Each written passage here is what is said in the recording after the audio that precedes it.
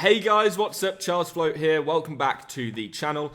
In today's video, I'll be ruffling some feathers and taking you through why basically every link building service on the entire planet sucks, and the honesty this industry, in my opinion, sorely needs. So without any further ado, let's just jump into it.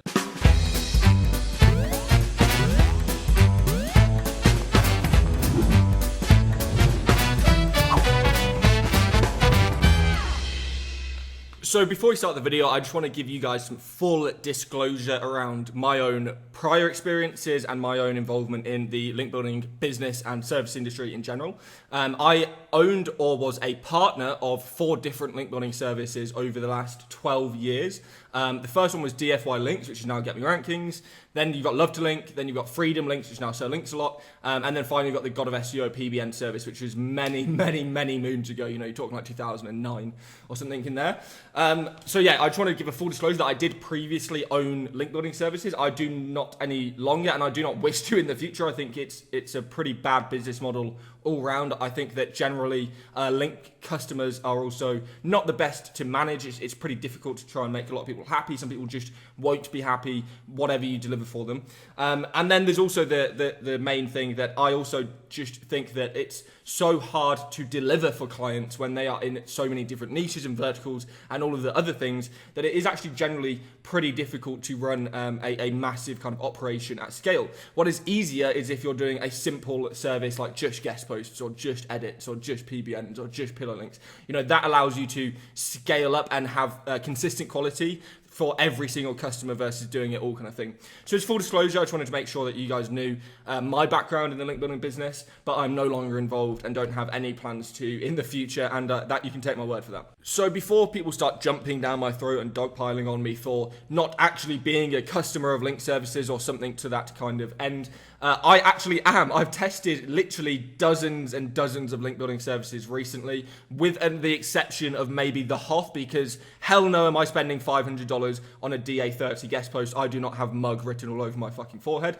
However, I have tested every other link building service you can probably imagine, even foreign link building services for some of my foreign affiliate websites, just to see what they're kind of like and if anybody is decent. And unfortunately, the conclusion that I have come to is that it is extremely rare that you will get a package of links that is completely overall okay and decent. Unfortunately, even if 80%, 70% of the links are good, the 30%, the 20% of the links that you have bought, those negatively impacting the site, outweigh the positives in general. That's the problem. Generally, negative links significantly are more negative than what a positive link will do for you. So yeah, I've tested dozens of providers recently, and unfortunately, none of them are really coming up to the top of the tables anymore. So to start things off, the main issue by far that I have with the majority of link building service is an overall lack of both initial and continual vetting, as well as the fact that the vetting requirements that they have just aren't up to scratch, or perhaps the vetting SOP that the person has created behind the link building service hasn't actually thought out all of the requirements that a link and a site that you'll be placing links on for a customer should really have. It's that lack of double checking and the lack of oversight that really does harm the majority of link building services. As a very good recent example, and I'm not going to be mentioning any specific services in this because I feel that that's unfair, both in terms of promotion and kind of attacking them. But basically, we recently had a link building service build a link from a completely irrelevant site, and this site was basically manipulating its traffic. It wasn't actually ranking for any real keywords. What it has done is it has manipulated keywords into Google, where you can actually fake it with bot traffic and things like that, Alexa tools, all different kinds of tools to fake keyword research tools, actually throwing back that there's data for you and the searches for that keyword, when there's not. The easiest way to see it is generally these sites have 10,000 organic traffic, but their traffic value is $1 or $2 or something like that. It's very easy to actually see that, but unfortunately they didn't in this case, and the page that we were ranking went from number 14 to number 46 in one day just because of this single link. And we've been trying to actively get them to remove it and exchange the link on an ongoing basis for like the last 2 weeks, and they still have not been able to do so. So again, these kind of problems do arise quite frequently, and this is one of the biggest vendors in link building. So making sure that they are looking at their own vetting, seeing what their vetting process is, making sure that you're checking literally every single website that they're building a link on, because the more often than not, even if it's niche, even if it ticks several boxes, if it doesn't tick one or two of those boxes, it can potentially be a harmful link, potentially be a negative, impactful, toxic link. And that's just not okay, right? You need to be making sure that it hits every single requirement and it vets every single thing, especially when the majority of these agencies are charging upwards of $150 a link. Why isn't there any vetting being done prior to them even placing the link? When I went and reached out to all these agencies, when I spoke to all of the dozens of agencies, literally, I think in the end it was around 28 to 30 different link building service agencies that we built links from. There was one company that matched my vetting needs. And that company had a minimum spend of $5,000 per month. So the majority of people aren't going to be able to use that. And also that was per website, right? So you can't even actually go and spend, if you have 10 clients that are on 5K a month, you couldn't even do that because you have to actually spend 5K per client. So literally one agency fit into the requirement for me, which is vetting the sites. And I had so many problems with links that agencies and services sent through to me in reports that I actually personally went and messaged a lot of services and said, hey, this is specifically what is wrong with this link. I would send paragraphs of what would be wrong with it. And some would get back to me, some wouldn't. Generally speaking, though, the majority of them didn't have that vetting process in the first place, which is why they missed the opportunities to pick up on why a link would be bad in the first place, which is my entire point. They lack vetting in the entire first place. So you need to make sure that you ask your link building service provider what their vetting requirements are, what their vetting needs meet, and what exactly the sites in their database are, and how they got there in the first place. I wanted to give you guys a real world example, and I'm actually going to give you guys examples because you can actually go and reverse engineer this entire network of guest post farm sites yourself just by doing what I'm simply doing in here with Ahrefs. So basically, the number one system that people do at the moment is faking the traffic and the traffic value. Normally what you can do is you can buy expired domains, you can buy age domains or whatever it be that already has the DR. You can even pick up a DR40, a DR50 domain in some niches for as little as $100 or $200 with the age already there, so it's going to stick to that DR the entire time, and you're not going to potentially have any problems ranking it because it's an age domain. The main issue is when people are actually faking the traffic and the traffic value. So as an example here in this site, you'll see the site had absolutely no traffic really, and then it suddenly just went absolutely ham. It's now up to apparently 73,000 traffic per month, and it has a fairly decent traffic value.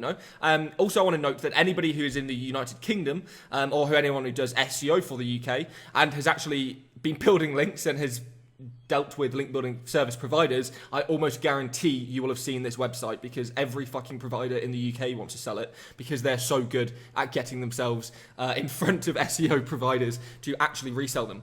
So basically what you do is you go through into the organic keywords and you'll notice the first thing that will throw you off annoyingly is this system of ranking for the login and begin pages. Now it will normally be something like Disney, a hosting provider, Netflix, a streaming service, or just some kind of login service that has a really, really high search volume. And if you create a page on a fairly decent level domain name about that specific page, there's not really much competition around it. It's very easy to rank. Even if you're ranking, as an example, position 15, 13, 16, 18, you're still pulling in thousands and thousands of visits per month due to the volume of the search. Though realistically, we all know that nobody is visiting your page on page 2 when they're searching for the Disney Plus login, right? The second part, but bear in mind, this is just for the traffic value. So because the CPCs are normally there, this actually gives them some kind of traffic value, which contributes to the system. So as another example here, another 401k login for American funds. They're position 10, which is actually pretty high, and it's a $10 CPC keyword. So obviously 161 clicks. That's $1,610. That's a fairly decent amount of traffic value every year. But the actual main source of the traffic is these stupid error code, software error code, email error code, Microsoft error code, all of those error code kind of systems. A lot of the time they are manipulating it even further than just the usual traffic volumes these kinds of keywords will see. But what you will annoyingly see as well is that they are so lazy in doing this that they repeat keywords for their entire websites. So if we actually go through, the number one thing that you'll see is the traffic volume charts. AH uses a 12-month average, so the last 12 months will be average. And as you can see, over the last 12 months, it's basically nothing. But due to all of this previous years, that's why it's contributing to the upwards trend for the volume. However, the interesting part is when you actually look at the results, and you can actually go further and look at even more to find even more sites that they have built around this. But basically, you'll notice a lot of the sites repeat as well if you go to these things, and most of them are set up in the exact same way. It's all about this archives and the tags and that kind of thing as well. So it makes it really easy to try and generate traffic in quotation marks from these keywords. But it also makes it really, really easy for us to go and find all of the sites that they're set up and are selling links from, because there is so many sites on here that they are selling links from. Another one, example, entrepreneursbreak.com. This one shows up all over the shop. If you go to another keyword as an example here and scroll down here, you get green record again. You have tech leaks, you've got Entrepreneurs Break. Exactly the same sites, similar DRs, they're all getting traffic in quotation marks. It's all bullshit. Realistically though, this is just fake traffic. This is just fake BS. And a ton of these sites, including the number one link here, is turning up in big vendors lists, and they are clearly not doing the vetting that it takes me 30 seconds to look at this in Ahrefs and know that it is a spam site and we should never be building links off of it. The next problem we have is databases, or link databases as they are called, and specifically vendors who rely on you to go and choose links from their database and then build them yourself. Of course, normally you're talking a company has a list of 500, 1,000, 2,000, maybe even 10,000 sites, potentially even in a really nice looking UI system which you can go and easily order through, and then you just essentially pick and choose which links you want from the database. Normally they won't reveal the URL. Some agencies do. I do not think that's a very good idea. Prior to actually purchasing, revealing the URL, that's just asking for Google to come and reveal all of your URLs. But regardless, the main issue and the main problem with the databases are, number one, the best links are always the same best links. Unless you are continually adding sites, and this is a problem that we'll get onto a little bit later, your best links are always the same best links that you have in your database. And then when SEOs who generally have the same requirements as each other and are doing campaigns, especially in similar niches, if you're dealing with the same niches in SEO, I can guarantee your metrics are going to be somewhat similar to each other, especially if you've been doing analysis in the exact same industry. So when you actually have the list of sites there and SEOs are all individually going and buying their links between the sites, generally you have repeat links to the same sites over and over and over and over again. And the more time goes on, the more those sites end up repeating links to different sites, and the more easy it becomes to reverse engineer the link network. Agencies are also really lazy, and they just don't expand or continually vet their database. This is a really big problem where they don't add new sites to potentially throw off that mixture of overlapping links, and also they don't continually vet the sites to make sure that those sites haven't changed, they haven't hit any of the potential mishaps that you would have on the vetting requirements and all of these things. So they don't keep the database updated, they just add a site that has hit the requirements then and there, and then 3 years later they still haven't vetted it and it's a completely different website. As well as the fact that Google can just simply reverse engineer 500,000 website database by buying 10 of the links. If that service has been operating for 5 years and it's had thousands of customers and there's 1,000 sites on there, it's almost guaranteed, due to compounding effects, that you are going to be able to reverse engineer a vast majority of those customers' websites just from having access to a few of the sites, because all you're doing is looking for overlapping links on repeating domains and then adding new domains when you see overlapping links again and again and again.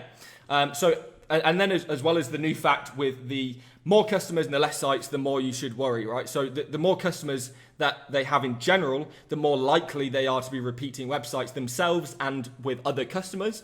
And then the less sites is just the less sites, the less options you have for them to give to the customer and mess it all up. And then the final part that is really screwing everyone up is this new Ahrefs update. Since Ahrefs has come out, DR40 sites are now DR3, DR3 sites are now DR20. It's completely changed the entire metric landscape, and it's pretty expensive to be running API credit reports to actually pull the data for all of your domains, especially if your list is in the tens of thousands. It gets really expensive to continually keep your list updated every single month. But it's also become a problem now where due to those DR changes, the database sites that previously you would be able to sort through by DR or sort through by URL or all those kind of good things has now completely changed, and almost every link building provider that I've spoken to or link building provider that I've looked at has not updated their metrics at all and are still using the old metrics from well over a month ago at this point, which is, in my opinion, not okay. The other issue that you have is that even the quote-unquote custom services that SEOs or service providers are saying they are delivering are normally still databases anyway. Instead of you picking the link, though, they're doing the internal scraping instead. Often what you'll see is that they will have especially with niche edit vendors, is that they will already have an internal scrape and they can very easily go and look for pages, or they'll have some kind of WordPress plugin or that kind of thing to be able to look at the posts and pages and look for keywords within the content automatically. But again, the main issue with that is it's a database. It can be repetitive. It can have all the exact same problems as the previous one where SEOs are choosing, and even to the extent that as an SEO, you do not know who is the person choosing the link from the service's database. So I would actually rather probably choose the link myself from a database that actually shows me than have some random VA that I don't know anything about and probably doesn't actually know that much about SEO or my niche choose for me, right? So again, it's again though, rarely add or check or remove sites. It's a very rare process to do that.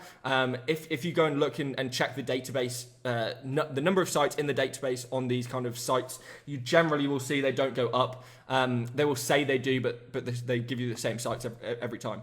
And then again, most services just have the same sites. This is the problem. Due to it's such mass outreach and such mass database building, especially for services that are just trying to scale and ramp up as hugely as possible. You're just trying to get as many sites into the database as possible. And that's when the vetting completely gets thrown out the window. But most services have the same site. So you can go to 3, 4, 5 different vendors, and it's very, very highly likely that they will have overlapping sites somewhere along the line.